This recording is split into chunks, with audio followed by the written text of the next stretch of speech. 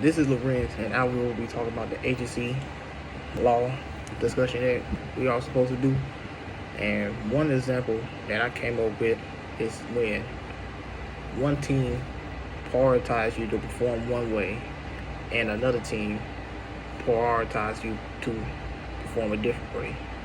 And an example is that is when if you're in the NBA and a team like the Charlotte Hornets, and they tell you you have to put up a certain amount of points, like 20 points, 5 rebounds, and 5 assists. And if you put up these numbers or exceed the numbers, you'll get a bonus on your contract when your contract is up.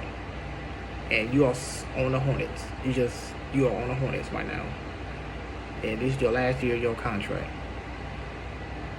And on the other hand, a team like I'll say the Chicago Bulls, they want you to perform at an even higher level.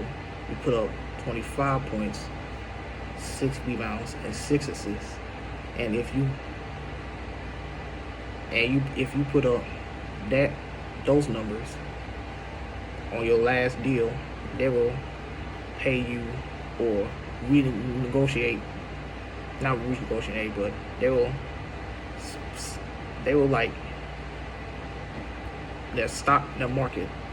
What I'm trying to say is their market will go up for you, and they will negotiate more money to try to get you and maneuver you to the Chicago Bulls. So I think that's an example of potential conflict of interest, because one team is a smaller market while a team like Chicago is a bigger market. So the bigger market teams will always have an advantage in terms of market because they will have more money, more assets, and etc. So the Charlotte Hornets will have to pay even more than the Chicago Bulls to let you stay on the Hornets. So I believe that the agent's job is to make sure that you get the best deal as possible and make sure that the contract is reachable and negotiable,